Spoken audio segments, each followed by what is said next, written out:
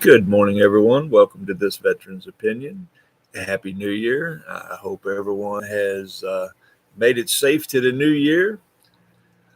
Today's article we're going to talk about, I found in the Stars and Stripes. It's dated December 18th, 2023. It's the U.S. military will conduct research, clinical trials of psychedelic drugs to treat service members for PTSD and head injuries.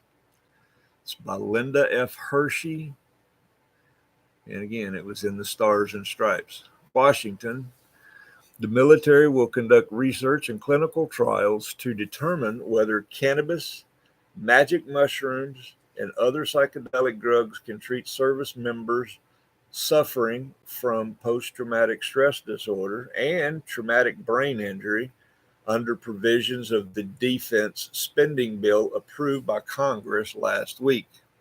Section 723 of the National Defense Authorization Act, which received final congressional approval on Friday, provides $10 million in research grants for psychedelic assisted therapies and for qualified plant-based alternative therapies that include cannabis. Medical cannabis is legal in 38 states, the District of Columbia, and 3 U.S. territories, but remains illegal under federal law. Language in the legislature, states that service members can participate in the clinical trials without breaking the law. The provisions in the NDAA, which specifies spending guidance for the Defense Department during the current fiscal year, was spearheaded by 3 retired military officers. Republican Dan Crenshaw from Texas, a former Navy SEAL. Republican Morgan Luttrell, Republican out of Texas also, a former SEAL. And Republican Jack Bergman from Michigan, and he is a retired Marine Corps Lieutenant General. Luttrell suffered a traumatic brain injury, or TBI, in a Black Hawk helicopter crash in 2009. He credits psychedelic assisted therapy outside the U.S. after his medical discharge with saving his marriage and changing his life. Under the legislation, the Defense Department will award research grants to universities and government agencies to conduct the test. Service members with certain medical conditions must receive permission to undertake the medically administered therapies in a controlled clinical setting.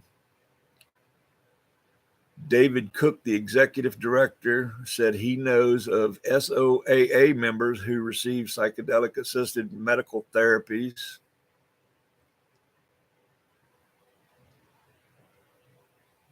and had positive outcomes. The results, though small in sample size, have been nothing short of miraculous. Cook said in an interview with the Stars and Stripes. He described the legislation as life or death issue for many veterans experiencing PTSD or the effects of TBI.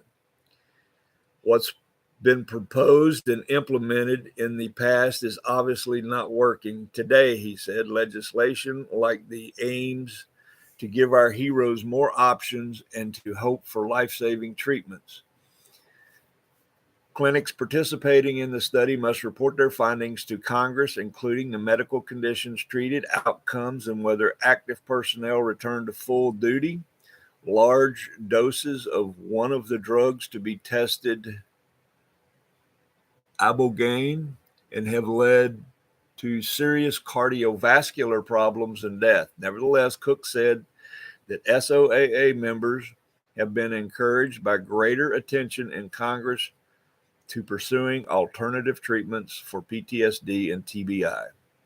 Those of us who are serious about the suicide epidemic gripping our service members and veterans have to pivot in our thinking and approach to these issues, Cook said. I'll put a link to this article down in the description if you want to go read it for yourself. I thank everyone for watching. And the only ask I have is please like, share with someone that may need it, and subscribe to the channel so we can grow it.